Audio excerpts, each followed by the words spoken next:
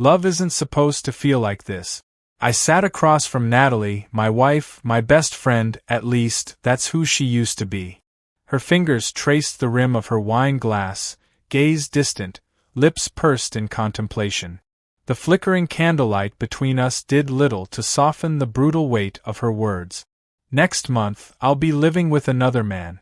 It's just a break from marriage. The world tilted. I gripped the edge of the table, my knuckles aching. What? She exhaled, as if I were the one being unreasonable. Jake, it's not permanent. I need space, time to think. My chest tightened. Think about what? How to destroy everything we built. Her eyes flickered with annoyance. It's not like that. A bitter laugh escaped me. Then what is it like, Natalie? Explain it to me. She swirled her wine, stalling. I've felt trapped, like I haven't lived enough. I love you, but I need to explore different experiences. The pit in my stomach deepened. Experiences? Her silence confirmed the worst. I clenched my jaw. Who is he? She hesitated. That hesitation told me everything. His name is Evan, she admitted. We met a few months ago. Rage bubbled beneath my skin. So, you've already been seeing him. She winced. It's not like that. I haven't. Don't lie to me. Her lips parted, but no words came. I pushed my chair back abruptly. The restaurant around us blurred. Plates clattered, conversations hummed, yet all I could focus on was the betrayal sitting across from me. You expect me to just accept this? To wait while you play house with another man? Her fingers tightened around her glass. I expect you to trust me. I barked a laugh. Trust? That died the moment you chose him. She reached for my hand, but I pulled away. I love you, Jake, she whispered. This isn't about replacing you. It's about understanding myself. I stared at her, searching for the woman I once knew. The woman who promised forever. All I saw was a stranger. I rose, throwing cash onto the table. Enjoy your break, Natalie. I didn't wait for her response. I turned and walked out, leaving behind the remnants of a love story that no longer belonged to me. The drive home blurred past in a haze of headlights and shattered illusions. My hands gripped the steering wheel so tightly they ached. Inside the house, our house, memories suffocated me. The framed wedding photo on the mantel. The scent of her perfume lingering in the air. The indentation of her form on the couch. I collapsed into a chair, head in my hands. She had made her choice. But that didn't mean I had to suffer alone. Reaching for my phone, I scrolled through my contacts, landing on a name I never thought I'd consider. Isabella. A woman from work, beautiful, mysterious, always lingering at the edge of temptation. Maybe it was time to rewrite the rules. Pain changes a man. It hardens him, reshapes his desires, and whispers temptations he never would have entertained before. I sat alone in the dimly lit bar, swirling a whiskey in my hand. The ice clinked against the glass, a rhythmic sound that barely drowned out the chaos in my mind. Natalie had packed her bags, preparing for her little adventure with Evan. She expected me to wait, to stay loyal while she explored. Screw that. A sultry voice pulled me from my thoughts. Drinking alone on a Friday night? I glanced up, and there she was, Isabella. Long dark hair cascaded over her shoulders, her deep brown eyes gleaming with something dangerous. She was the kind of woman who knew exactly the effect she had on men, and she wielded it like a weapon. I smirked, masking the storm raging inside me. Guess I needed a change of scenery. She slid onto the barstool beside me, her knee brushing against mine. Or a change of company? I chuckled, lifting my drink. Maybe. She ordered a cocktail, her fingers toying with the straw as she studied me. You look different tonight. I raised a brow. Different how? Her lips curved into a knowing smile. Like a man with nothing left to lose. The truth in her words hit harder than the whiskey burning down my throat. She leaned in, her voice dropping to a whisper. Tell me, Jake, what's on your mind? I hesitated. But why? Natalie had already crossed the line. She just had the courtesy of pretending it wasn't cheating. My gaze lingered on Isabella's lips. You really want to know? She nodded, waiting. I exhaled. My wife is leaving me. Or rather, she's pausing our marriage to be with someone else. Her brow lifted. And you're just letting her? I clenched my jaw. Not by choice. She'd sked, shaking her head. If she's stupid enough to risk losing you, maybe she doesn't deserve you. Something about the way she said it made my pulse quicken. The bartender placed her drink in front of her. She took a slow sip, never breaking eye contact. What do you want, Jake? A dangerous question. One I was no longer afraid to answer. I reached for her hand, running my thumb over her skin. A distraction. She grinned. Then you came to the right person. We stumbled into her hotel room, lips crashing, hands desperate. Clothes disappeared, bodies collided, and for the first time in weeks, I didn't feel powerless. I wasn't the abandoned husband, the man left behind. I was in control. Isabella moaned my name, fingers tangled in my hair, pulling me closer, deeper. The sheets twisted beneath us as we lost ourselves in something raw, something reckless. For the first time, I wasn't thinking about Natalie. I was thinking about me. Morning light streamed through the curtains. I lay on my back, staring at the ceiling, the weight of my choices sinking in. Beside me, Isabella stretched lazily, her bare skin glowing in the sunlight. Regrets. I turned to her, studying the woman who had pulled me back from the edge. None. Her smile widened. Good. I traced a finger down her arm, the reality of my actions settling in.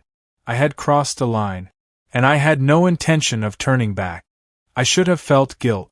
I should have woken up in Isabella's bed with regret gnawing at me, but instead, a dark satisfaction curled in my chest. Natalie wanted her freedom, her little break, fine. I had taken mine too. But the high of last night wasn't just about revenge. It was about something deeper, something I hadn't realized I craved until Isabella's touch made me forget the wreckage of my marriage. As I dressed, Isabella propped herself on one elbow, watching me with a lazy smile. Leaving so soon? I smirked, buttoning my shirt. Didn't realize you wanted breakfast. She stretched, completely unashamed of her bare skin. Not breakfast. Just more of you. Tempting. But I had work. And a wife who still needed to know I wasn't her safety net. Leaning down, I kissed her, slow and deep, making sure she knew this wasn't just a one-time mistake. When I pulled away, her eyes burned with something dangerous. I'm not done with you, Jake, she murmured. I smirked. Didn't think you were. Back home, the silence was deafening. Natalie's clothes were still in the closet, her perfume still clung to the air, but the warmth of our home had vanished. I tossed my keys onto the counter, rubbing my temples. Then my phone buzzed. Natalie. I stared at the screen before answering. What? A sigh. We need to talk. I scoffed. Talk? Like how you talked when you told me you'd be moving in with another man. A pause. I don't want us to hate each other, Jake. My chest tightened. You should have thought about that before you decided to explore, while still wearing my ring. Another sigh. Can you just meet me for coffee? Please. I exhaled. Maybe it was the lingering anger, or maybe it was the fact that I wanted to look her in the eye after what I'd done. Fine. 1 hour. She looked the same, perfectly put together, her blonde hair cascading over her shoulders, her wedding ring still on her finger. The nerve.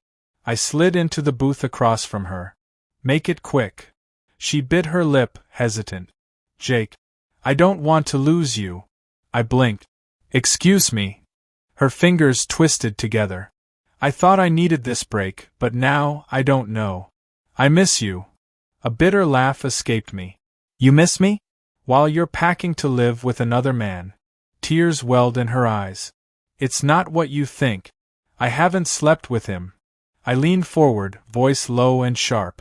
That's supposed to make it better? Her breath hitched. I was scared. I felt like I needed to figure out who I was outside of us. But the thought of actually leaving you, she looked away.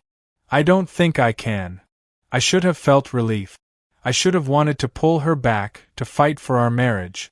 Instead, all I could think about was Isabella. I leaned back, crossing my arms. Funny. I finally started figuring myself out too. Her brows knitted. What do you mean? I smirked. I took my own break. Her face paled. Jake. I tilted my head. What? You get to explore, but I don't. Tears spilled over. You slept with someone else? I held her gaze. I lived, Natalie. Just like you wanted to. She covered her mouth, shaking her head. This isn't what I wanted. I shrugged. Well, it's what you got. She reached for my hand, desperate. We can fix this. Please. For a brief second, I almost caved. Almost. Then my phone buzzed. A message from Isabella. Last night wasn't enough. See you tonight? I smirked, slipping my phone back into my pocket. I met Natalie's tearful gaze and said the words I never thought I'd say. I'm not sure I want to fix this anymore. You said. Natalie's breath hitched. Tears pooled in her eyes, but I felt nothing. No guilt, no regret. Just the cold realization that the woman sitting across from me had broken something in me that could never be repaired. You don't mean that, she whispered. I leaned back, arms crossed. Don't I? Her hands trembled. Jake, we have years together. A life. You can't throw that away over one mistake. I laughed, low and bitter. One mistake? You planned an escape from our marriage. You wanted to run off with another man and expected me to wait like a damn fool. Her lips quivered. I wasn't leaving you. I just... Stop. My voice came out sharper than I intended, but I didn't care. I've spent weeks feeling like I wasn't enough. Like I was just a placeholder until you figured out what you really wanted. And now that I've done the same, now you suddenly want to fix things. She wiped at her tears. I was scared. But I never stopped loving you. I exhaled slowly, shaking my head. Love doesn't do what you did, Natalie.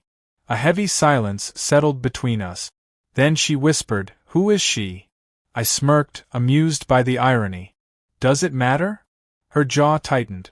Yes. I leaned forward, resting my elbows on the table. She's someone who saw value in me when you didn't. Her face contorted with pain. I didn't mean to push you away. But you did. I stood, throwing a few bills onto the table.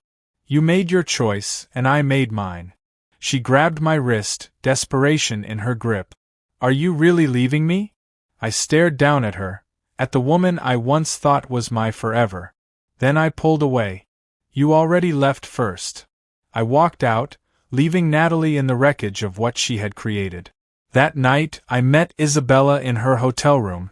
She opened the door in nothing but a silk robe, a slow smile curving her lips. I was beginning to think you changed your mind. I stepped inside, locking the door behind me. Not a chance.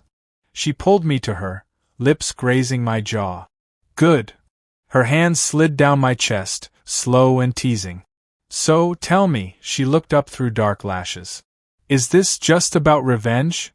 I gripped her waist, spinning her toward the bed. It was. She arched a brow. And now? I smirked. Now, I just want you.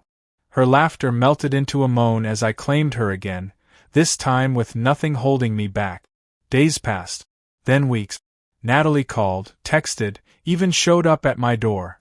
I ignored her every time. It was strange, how quickly love could turn to nothing. How the woman I once saw as my future became nothing more than a memory. One night, as I lay in bed with Isabella tangled in my sheets, she traced a finger down my chest. What are you thinking about? I exhaled, staring at the ceiling. Freedom. She grinned. Good. I pulled her closer, burying myself in the warmth of someone who had never made me feel second best. Natalie wanted a break from marriage. Now she had one. Permanently.